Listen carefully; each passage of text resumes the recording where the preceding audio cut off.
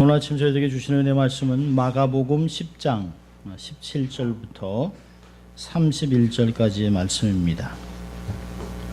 마가복음 10장 17절부터 31절까지의 말씀을 봉독해 드립니다. 하나님의 말씀을 들을 때 은혜가 있길 바랍니다. 예수께서 길 가실 때 한 사람이 달려와서 꿇어앉아 묻자오되 선한 선생님이여 내가 무엇을 하여야 영생을 얻으리이까? 예수께서 이르시되 내가 어찌하여 나를 선하다 일컫느냐? 하나님 한 분 외에는 선한 이가 없느니라. 내가 계명을 안 하니 살인하지 말라, 간음하지 말라, 도둑질하지 말라, 거짓 증거하지 말라, 속여 취하지 말라, 내 부모를 공경하라 하였느니라. 여짜오되 선생님이여 이것은 내가 어려서부터 다 지켰나이다.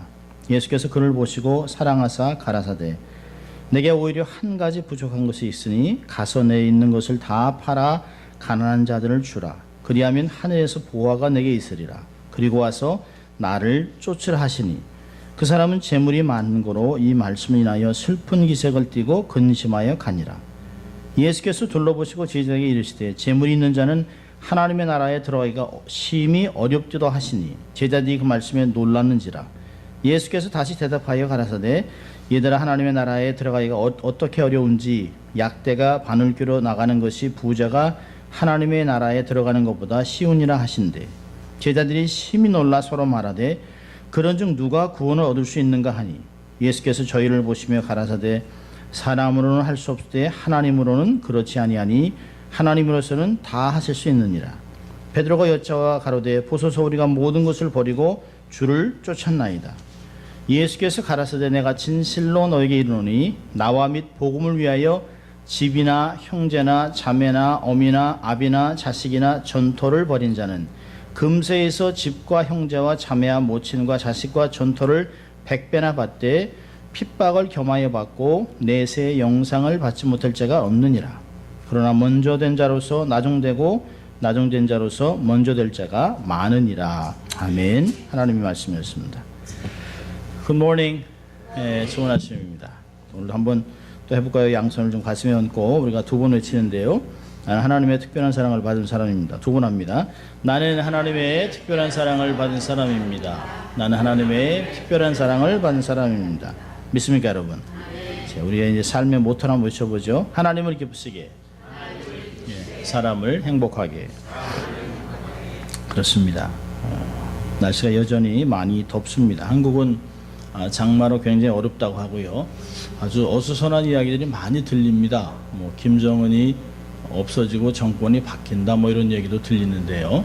하여튼 뭐 하나님이 어떠한 기도를 응답하셔서 빨리 통일이 될 수 있도록 기도를 계속해 주셨으면 좋겠습니다. 자, 오늘은 예수를 만난 사람 6번째입니다. 부자 청년. 영국의 한 신문사가 돈이란 무엇인가? What is money? 라는 제목의 글을 공모했던 적이 있습니다. 많은 사람들이 고민해서 나름대로 답을 써서 글을 보냈습니다. 그 중에 1등이 어느 한 신문 배달하는 소년이 쓴 글이 1등이 됐습니다. 그가 이렇게 썼습니다. 돈이란 천국 말고 어디든지 갈 수 있는 여행권이다. 어디든지 갈 수 있어요. 근데 천국만 못 가요. 근데 의미심장한 말씀이죠. 돈은 참 좋은 것이에요. 나쁘지 않습니다. 그래서 그런지 우리는 모두 부자가 되기를 소원하고 있습니다. 그래서 부자가 되시길 바랍니다. 그럼 아멘 합니다. 그런데 가난하고 모든 것을 팔아 나누세요 그러면 고민합니다. 그건 어쩔 수 없어요. 가능하면 돈을 많이 벌어서 내가 평상시에 해보고 싶었던 것, 원 없이 해보고 싶은 이유가 있습니다. 저도 참 가난했기 때문에 저는 지금도 태권도 검은 띠를 못 딴 게 아주 속으로 너무 속상합니다. 그때 국회의원에서 700원을 내고 검은 띠를 따야 되는데 그 돈이 없는 거예요. 그 전까지는 다 공짜로 동네에서 줬는데요. 그래서 아주 이 검은 띠를 보면 마음이 막 상합니다. 그러니까 나도 참 돈이 좀 많았으면 좋겠다 하는 생각들을 해본 적이 많이 있습니다. 그 사람들이 해보지 못했던 것, 또 하고 싶은 것들 하기 위해서 돈 하는 것 같습니다. 근데 모든 사람이 다 부자가 될 수는 없어요. 또 부자가 된다고 해서 행복하냐? 개런티를 못합니다. 부자일수록 사실은 더 많은 것을 가지려고 아둥바둥하고 살아가는 것을 볼 수 있어요. 얼마나 일찍 일어나야 됩니까? 홈레스들 보세요. 해가 중천에 때도 잡니다. 먹을 거 하나 걱정하지 않습니다. 모으려고 노력하지도 않습니다. 세상에서 세계에서 제일 부자에게 어느 기자가 이렇게 물어봤습니다. 많이 버셨죠? 세계에서 1등이신데요. 이제는 그만 버셔도 되지요? 더 이상 벌지 않아도 되지요? 그자 그 사람이 정색을 하며 아니요. 조금 더 벌어야 합니다. 조금만 더. Just a little bit more. 세상에는 만족이라는 단어가 없습니다. 뭐 미에 대한 것, 건강에 대한 절대적인 기준이 없어요. 만족할 수가 없습니다. 만족할 수 없는 것을 집착하기 때문에 번민이 생기는 것이에요. 우리의 만족은 예수 그리스도를 만날 때만 얻을 수 있는 것입니다. 자, 오늘 보세요. 오늘 부자 청년, 그의 관심에 대해서 볼 수 있어요.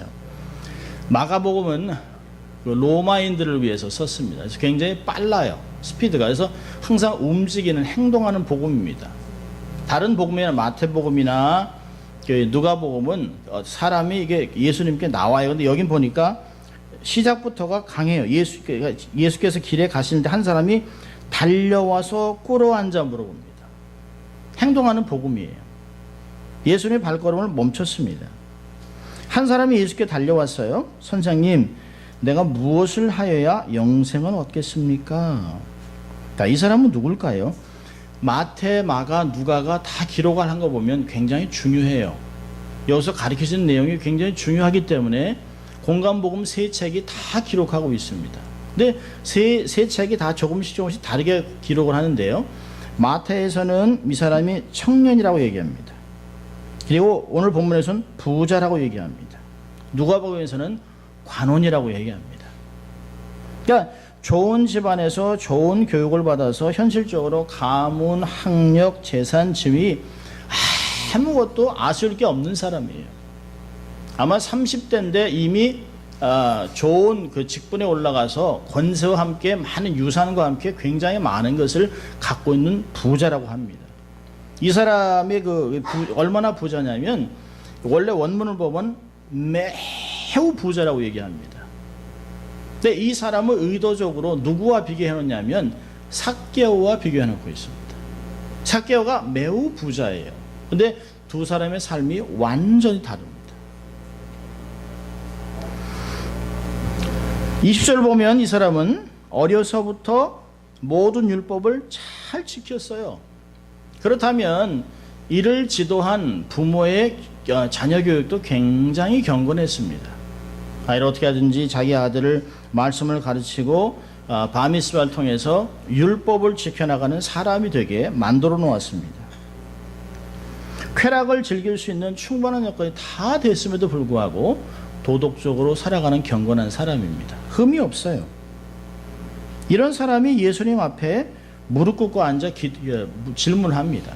사실은 예수님은 30대에 사실 초라하죠.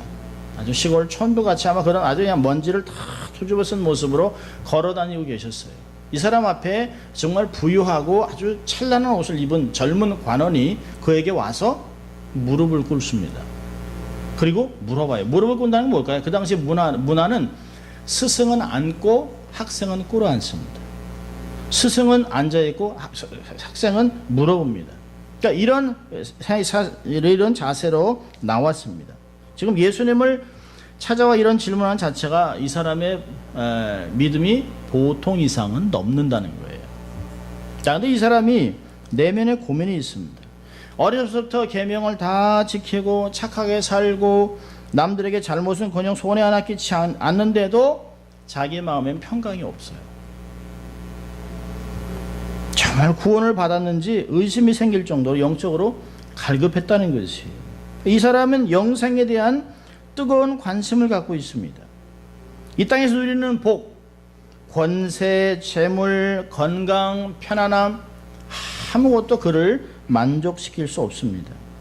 살아가면서 도저히 내면의 갈급함이 해결이 안 되는 것이에요. 여러 가지 노력을 했겠죠. 종교에 심취해 보기도 하고 랍비를 찾아가서 물어보기도 하고, 또 도덕적으로 흠이 없이 살기 위해 자기를 채찍질하고 자기를 정죄시키고 적당한 자비도 베풀고 나름의 최선의 추구를 다 했습니다마는 그럴수록 마음은 좀 더 답답해집니다. 그래서 누구에게도 만족한 답변을 얻지 못했던 것 같습니다. 그러다가 예수님의 소문을 듣습니다.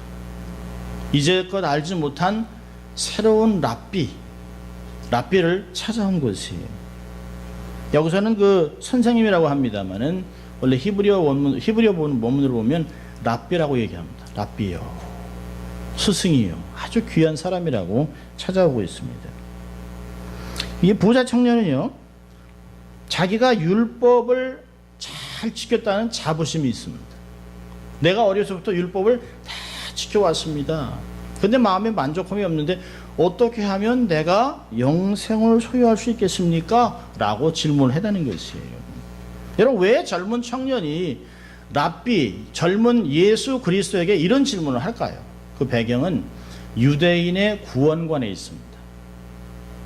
유대인은 어떻게 하면 구원을 받을 수 있다고 믿나요? 유대인의 구원관은 율법의 행위를 강조합니다. 특별히 성전이 무너지기 전에는 세 가지를 요구했습니다. 자, 첫째는 뭐냐면 성전 중심으로, 예배 중심으로 삶을 살아가는 것이에요. 둘째는요, 율법, 토라, 말씀을 지키는 것이에요. 세 번째로는 선한 행위를 하는데, 선한 행위는 세 가지가 있습니다. 이게 우리가 보았던 마태복음의 산상수훈에서 아주 자세히 나왔습니다. 세 가지가 뭘까요? 세 가지 선행은 기도, 금식, 구제, 이 세 가지를 하는 것이에요. 이 세 가지를 온전히 하게 하면 1년에 2번씩 하나님의 전에 가서 제사를 드리고 11조를 내고 율법을 지키고 내가 선한 행위를 한다면 당연히 구원받는 것이에요. 근데 이 사람이 이렇게 삶을 살아가는데도 마음에 만족함이 없어요. 그러니까 얘기합니다. 내가 무엇을 더 해야 합니까? 누가복음에서는 이런 것 외에 무엇을 더 해야 내가 내 마음에 구원받았다, 내세 약속을 경험할 수 있겠습니까? 라고 하는 것이에요. 유대인의 구원관은 선행 구원이라는 율법주의에 빠져 있습니다. 자, 예수님에게 나가서 예수님에게 질문을 합니다. 젊은 청년이 예수님께 나와서 질문하는 걸 보면 알 수 있어요. 예수님의 가르침과 기적 등을 들으면서 자기가 만난 랍비와는 다르기 때문에 뭔가 새로운 것을 얘기하겠지? 그러면서 여기에 더하면 자기는 특별해질 것이라고 하는 생각들을 하고 있습니다. 우리가 가끔 신앙생활을 하다 보면 뭔가 새롭다, 뭔가 새로운 해석이 있다, 뭔가 분위기가 다르다 하면 일단 내가 갖고 있는 전통 위에 하나를 더 얹어 놓으려고 합니다. 근데 신앙은 그렇게 하는 것이 아니에요. 신앙은 무엇을 얻는 게 중요하냐? 신앙은 기본기가 튼튼해지는 것이에요. 하나님을 경외하고 말씀을 순종하고 내 삶에서 경건을 유지하는 것, 그게 신앙의 기본기입니다. 그 중에서 가장 기본기는 믿음을 키워나가는 것이에요. 예수님에게 가서 선한 선생님이라고 칭하면서 내가 무엇을 해야 합니까? 아직도 내가 무엇이 부족합니까? 라고 말하고 있어요. 어려서부터 율법을 지킨 자기는 선한 사람이라는 거예요. 그래서 선한 스승에게 나와서 물어보고 있습니다. 그러니까 율법 준수에 대해서 얼마나 자신만만했는지 몰라요. 선행으로 천국 갈 자신 있는 것은 자기는 남들보다 도덕적으로 깨끗하다는 것이에요. 영적으로 우월하다는 것이죠. 여러분, 이 부자 청년은 가난하고 소외된 자들의 아픔을 알지도 못하고 알려고 하지도 않습니다. 이 사람이 구제 안 했을까요? 당연히 구제했습니다. 성경이 얘기하는 만큼의 적당한 구제는 얼마든지 했습니다. 아마 적당한보다 조금 더 많은 구제를 하면서도 스스로 나는 하나님이 요구하는 선한 것을 행하고 있다라고 자위했던 사람입니다. 그런데 마음에 만족감이 없어요. 뭔가를 더 해야겠다는 것이. 여러분, 당시 유대 사회는 일반 대중들, 특별히 예수님이 오셔서 만나주셨던, 교제했던 아주 저소득, 소외계층의 어려운 사정은 거의 배려하지 않습니다. 유대 사회가 그렇습니다. 유대 사회에는 하나님의 계명보다 장로들의 유전, 전통을 더 중요하게 얘기해서 그 전통을 무시하면 그 사람은 악인, 의인이 될 수 없다 해서 공동체에서 격리를 시켜버립니다. 그리고 그들을 죄인이라고 얘기합니다. 여러분, 어떻게 몸에 장애를 가진 사람이 죄인이 될 수가 있겠습니까? 이들의 생각들 자체가 그래요. 하나님이 그들을 징계했기 때문에 몸에 장애가 왔다는 것이에요. 천벌을 받았다는 거예요. 그래서 분리시켜놨습니다. 조금이라도 율법을 어기면 죄인이라고 하는 그 굴레를 씌워서 공동체에서 추방했습니다. 그러니까 하나님께 구원받을 수 없는 저주받은 자로 막 매도해버렸습니다. 대놓고 얘기하잖아요. 바리새인이 어떻게 죄인인 세리와 함께 밥을 먹습니까? 라고 예수님에게 그렇게 대적하는 사람들입니다. 근데 이들이 하나 부끄러움이 없어요. 이게 선민이요 율법을 지키는 자의 자부심입니다. 이 청년도 그 문화 속에 있었던 사람이라고 생각합니다. 예수님이 대표는 마치 동문서답하는 것 같습니다. 예수님이 하나님 한 분 외에는 선한 이가 없다. 여러분, 예수님이 이 사람을 미워했느냐? 아닙니다. 21절에 예수께서 그를 보시고 사랑했다고 얘기합니다. 참 대견하게 느꼈습니다. 아, 그래, 율법을 어렸을 때부터 잘 지켜왔구나. 다 지켰어? 근데 한 가지가 부족한데 라고 얘기를 합니다. 그러면서 세 가지 그 단어를 사용하고 있어요. 이게 보면 가서 내 소유를 다 팔아 가난한 자를 주라. 가라 팔아 주라. 이게 히브리식입니다. 가라, 그리고 팔아라, 그리고 주라. 그리고 중요한 게 여기 있어요. 그리고 와서 나를 쫓으라. 내가 귀중하고 여긴 모든 것들을 다 포기할 수 있겠느냐라고 얘기하는 거예요. 권리를 소유의 권리를 포기하라는 것이에요. 자기가 귀중하고 집착하고 여겼던 모든 것들은 다 하나님 나라 비교할 때 무가치한 것임을 깨닫고 가난한 자들에게 주고 예수를 쫓을 때 비로소 네가 이야기하는 영생을 경험할 수 있다라고 얘기하는 것이에요. 근데 이 말에 예수의 말에 청년은 재물이 많은 것 때문에 슬픈 기색이라고 근심하며 갔다라고 22절에 기록합니다. 여러분, 이 말씀을 생각할 때 이 젊은 청년에게 예수를 따르기 위해서는 재물을 다 팔아라, 구제하는데 많은 것들을 수준을 좀 올려라라고 얘기하는 것이 아니에요. 예수님이 얘기하죠. 내가 하나님 나라에 들어가는데 방해되는 것이 바로 네가 집착하는 재물, 이렇게 얘기하는 것이에요. 여러분, 이 사람이 부자이기 때문에 천국에 들어가지 못합니까? 아닙니다. 이 사람 마음에 자리 잡고 있는 재물에 대한 욕심이 그를 하나님 나라의 사람이 되지 못하게 하는 것이에요. 만약에요, 예수님이 이 젊은 청년에게 하는 이야기가 간단합니다. 내 질문 자체가 잘못됐구나. 내가 무엇을 해서 천국도 가는 게 아닌데 어떻게 율법을 이제까지 이렇게 읽어왔느냐. 그러니까 예수님이 마태복음에 너희들이 이렇게 하라고 들었으나 그러나 나는 이렇게 말한다라고 6번이나 반복해서 마태복음에서 가르쳤습니다. 이 청년이 예수님이 하시는 말씀을 딱 듣고 그 핵심을 알았다면, 아, 주님, 제가 생각이 짧았습니다. 어리석었습니다. 제가 잘못했습니다. 제가 인간으로서는 도저히 선을 행할 수 없는데 내가 생각을 잘못했었네요. 그렇게 긍휼히 여겨달라고 사실은 부탁을 했어야 하는 것입니다. 여러분, 전 재산을 팔아서 가난한 자에게 주는 것이 구원의 길이라면 예수님이 말할 필요가 없어요. 예수님이 이 사람에게 얘기하는 게 뭘까요? 그를 사랑해서 그를 제자를 삼기 위해 제자들을 말씀하시는 것이에요. 여러분, 제자가 뭘까요? 누구든지 나를 따르려거든 자기를 부인하고 자기의 십자가를 지고 나를 날마다 쫓으라고 얘기했습니다. 여러분, 주님이 베드로에게, 요한에게 나를 따라오너라, 내가 너희를 사람을 낚는 어부가 되게 하겠다라고 할 때 그들이 자기의 삶의 전부인 재물을 놓고 따라옵니다. 얼마나 비교가 됩니까? 이 젊은 청년은 재물을 포기할 수 없기 때문에 예수님의 제자가 되는 것을 포기했습니다. 예수님의 부르심보다도 자신의 재물을 더 소중하게 생각했습니다. 요즘 저는 우리가 흔히 보는 실버 미니스트리, 실버 미션이라는 말을 듣습니다. 65세에 은퇴를 하고 그리고 나서 자기가 이제까지 삶을 살았던 그 재능, 재주를 가지고 선교지를 가거나 주의 일을 하는 것입니다. 물론 안 하는 것보다 좋은 것입니다.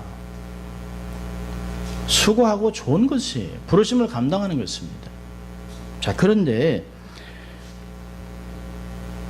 늦은 나이에 선교지로 떠나는 사람도 많이 있지만 젊은 부자 청년에게 던진 질문을 다시 한번 상기시키고 싶은 것이에요.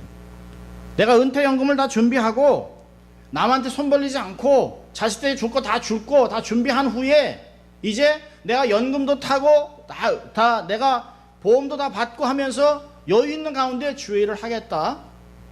다시 생각해 볼 필요가 있습니다. 자신의 인생의 가장 귀한 시기를 하나님께 드려야 합니다. Give God the prime time of your life. 자기의 삶에 정말 금쪽 같은 시기를 하나님께 드리라는 것이. 자, 우리가 생각할 것이 두 가지가 있는데요. 오늘 본문에서 자, 첫째는 뭐냐면 부가 과연 하나님의 축복일까요? 성공하고 돈을 많이 벌면 하나님의 축복을 받은 것입니까?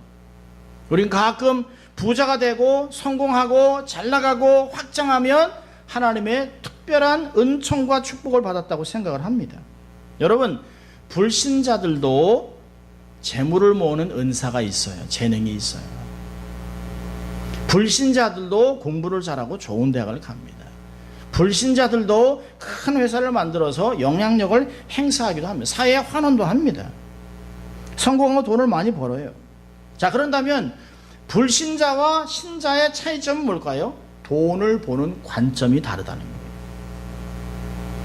부에 대해서 볼 때 이게 목적이 아니라 수단이라고 보는 것이에요. 하나님이 내게 돈을 벌게 하시는 이유는 하나님의 나라와 영광을 위하여 적절하게 가장 영광스럽게 사용하기 위해 하나님이 나를 들어 사용하신다라고 믿는 것이에요. 여러분, 주님은 부자가 하나님의 나라에 들어가는데 많은 방해 요소가 된다고 했습니다. 그 당시에 아주 재밌는 격언 가운데 절대 불가능하다 라는 말을 할 때 팔레스에서 가장 큰 동물인 낙타가 가장 작은 바늘귀로 들어가는 것을 얘기합니다. 그 중동에서 사용하는 격언이에요.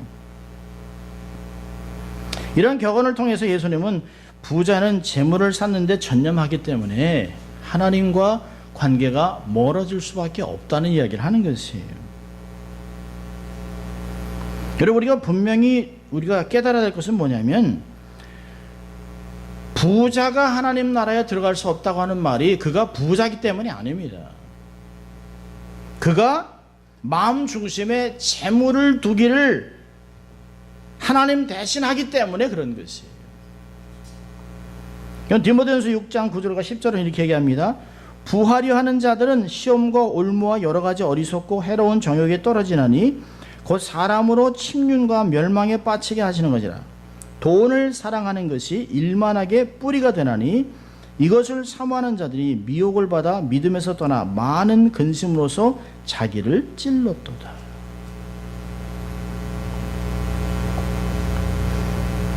여러분, 돈은 누출을 하는 것이에요. 누가 쥐고 사용하느냐에 따라 다릅니다. 여러분, 칼이 강도한테 들으면 무기가 되지만 칼이 의사가 들면 그건 수술하는 도구가 되는 것이에요.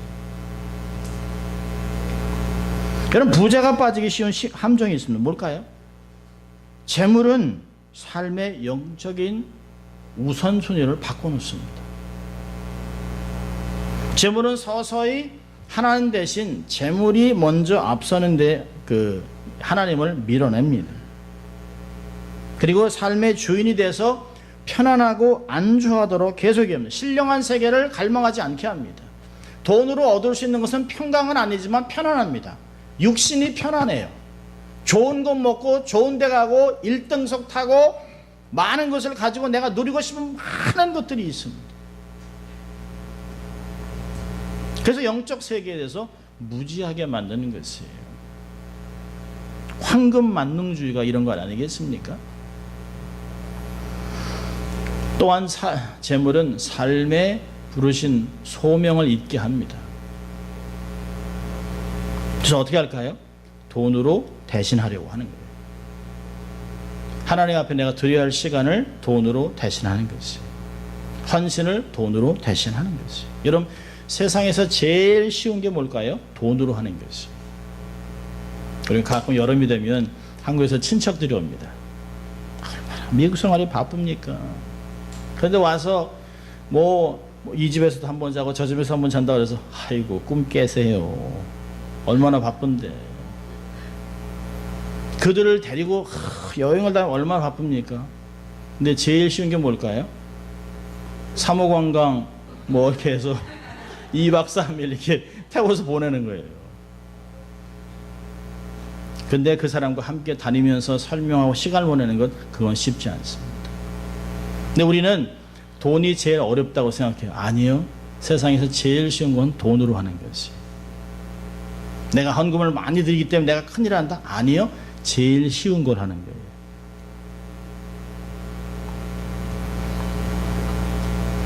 여러분, 재물은 사람을 교만하게 합니다. 여러분, 주님의 경고를 기억하세요. 하나님과 재물을 겸하여 섬길 수 없느니라. 섬김과 경배의 대상이 바뀌면 안 돼요. 제가 주보안에 놓은 속죄 보시면 성경적인 세계관에 대해서 놨습니다. 이게 돌아갈 수 있어요. 하나님을 경배 대상인데 사람이 경배 대상이라면 하나님을 이용합니다.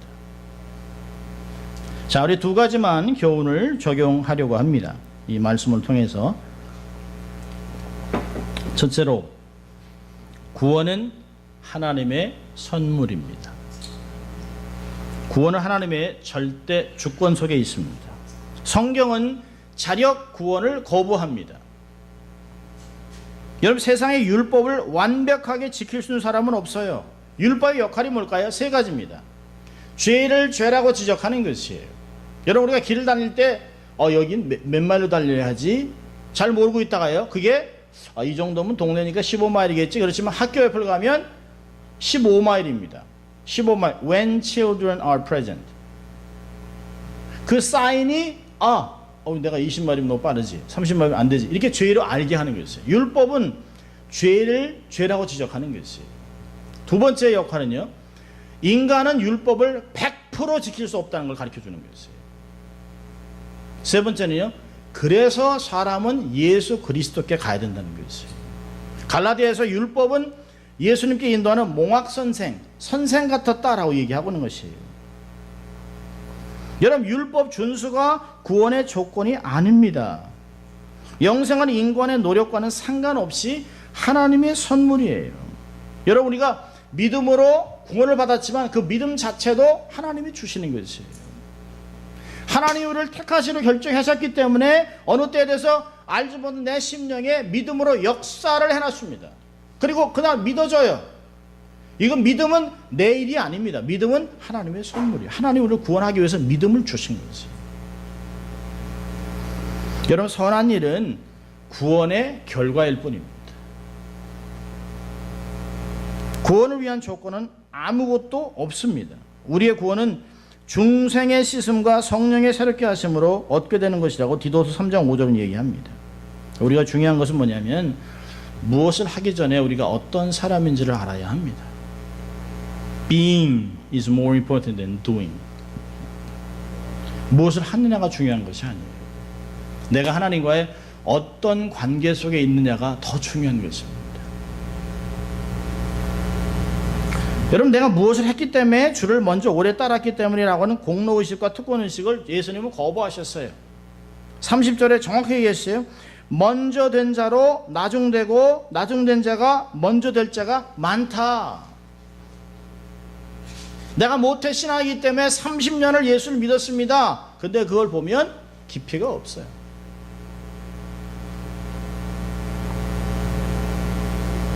나중에 아무 생각도 없이 막 살다가 예수를 만나 그 뜨거움에 죽게 헌신하는 사람들 누가 먼저일까요?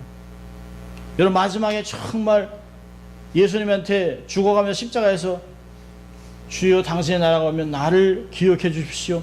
그 순간에 그 하나님 나라에 먼저 들어가잖아요. 내가 오늘 나와 낙원에 있으리라.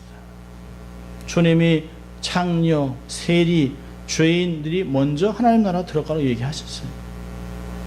절대로 자랑할 자가 없습니다.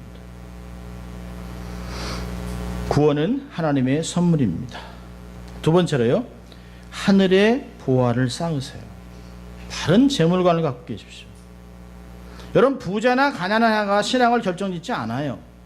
부자도 신앙이 정말 좋은 사람이 있지만 가난한데 정말 믿음이 없는 사람도 있습니다.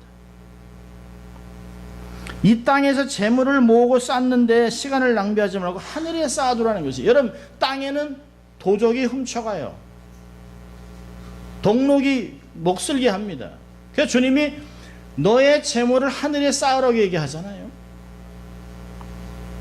하늘의 구좌에 입금을 하라는 것이에요. 그리고 필요한 때 간구해서 빼서 쓰라는 것이에요. 하늘의 구좌는 몇 퍼센트 의자가 아닙니다.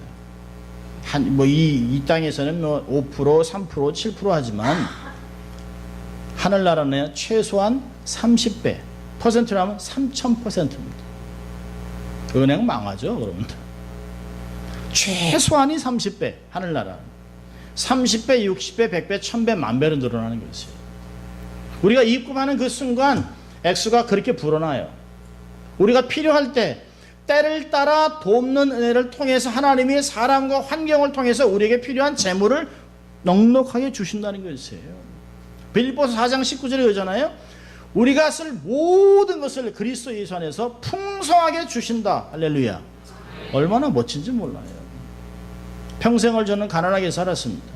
가난하지만 할 것을 못할 정도로 헐벗진 않았어요. 주님이 때를 따라 돕는 은혜를 먹을 일용할 양식을 주셨습니다. 공부하게 하셨어요. 물론 아직도 빚이 있죠. 어떻게 하늘나라의 구좌에 입금하나요? 주의 일에 재물을 쓰는 거지. 교회에 드리는 헌금, 선교, 구제, 사람을 살리는 일에, 생명을 낳는 일에 여러분이 재물을 쓰세요. 재물을 쓰는 것 같지만 그것이 나중에 하늘나라 입금됩니다. 저희를 가르쳤던 목사님이 이런 얘기 했어요. 돈은 내가 쓴 것만 계산된다는 것이에요. 하늘나라에서 내가 주를 위해 쓴 것만 계산되는 것이, 내가 얼마를 갖고 있냐 아주 중요한 것이 아니에요.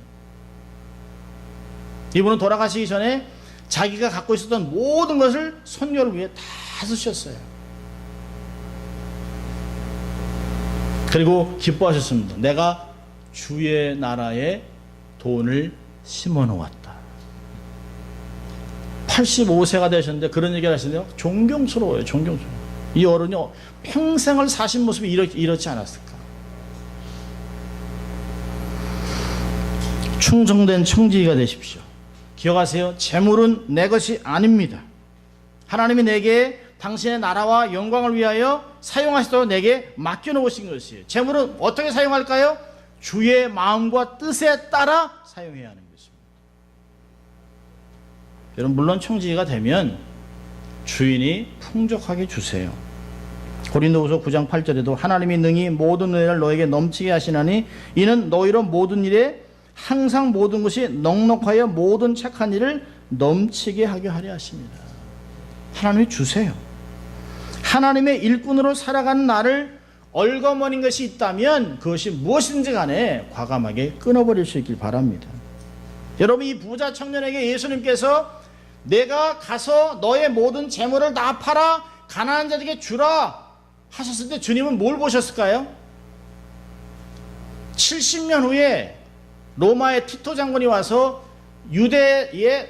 예루살렘을 초토화하고 예루살렘 성전을 무너뜨리고 파괴하고 잔인하게 학살하는 것을 다 알고 있었습니다. 내가 갖고 있는 재물 40년이 안 돼서 몽땅 잃어버릴 텐데. 그럼 이 젊은 청년이 70년 됐을 때 그가 뭘 느꼈을까요? 재물은 나의 생명도 유지 못하는구나. 재물은 내게 정말 부질없는 것이구나. 여러분, 땅이 얼마나 많으면 뭐합니까? 전쟁이 터지면 아무 가치가 없는 거예요. 내 건물이 20채가 있으면 뭐합니까? 전쟁 나서 폭탄 터져서 꽝 하면 날아가는 것이에요. 여러분, 이 땅에 있는 재물은 한 번 흔들면 없어지는 것이에요. 히브리서 얘기하잖아요. 우리가 흔들리지 않는 하나님의 나라를 유업으로 받았으니 믿음을 지키고 주 앞에 서자는 것이에요. 이 사람은 재물이 영원하지 않다는 것을 70년에 깨달았겠죠. 그리고 그는 후회했겠죠.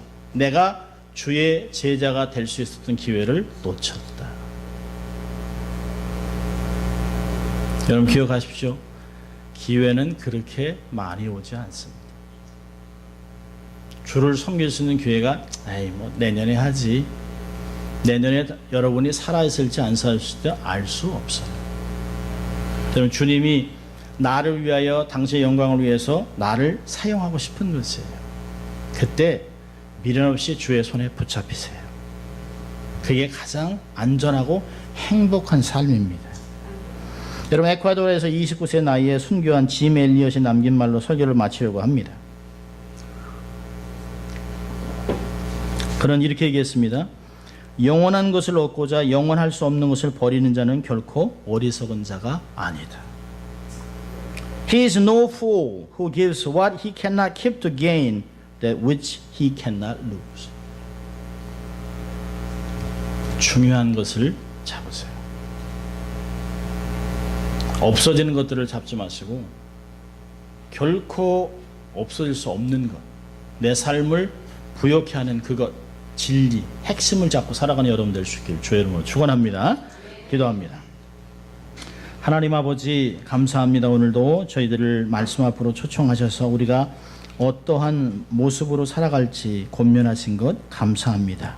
그러나 늘 주님이 우리가 부르신 대로 우리를 스스로 부인하고 또 우리의 십자가를 충성되게 지고 날마다 주를 쫓으며 제자가 되는 삶을 살아 하나님을 기쁘시게 또 주의를 행복하게 복음화를 감당하는 저희들 다 될 수 있도록 하나님 축복하여 주시옵소서. 감사하고 예수님 이름으로 기도합니다. 아멘.